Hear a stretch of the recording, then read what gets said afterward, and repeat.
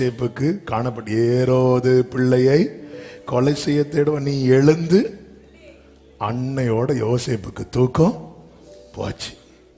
சொப்பனத்தில் வர என்ன ஒருத்தர் சொப்பனம் காண்றாருனாலே எவ்வளவு நிம்மதியா தூங்கிட்டு இருப்பார்.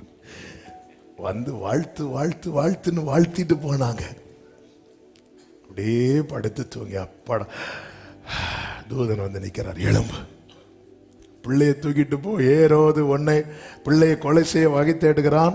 அடுத்த வார்த்தை, நான் உனக்கு சொல்லும் வரைக்கும் அங்கே இரு.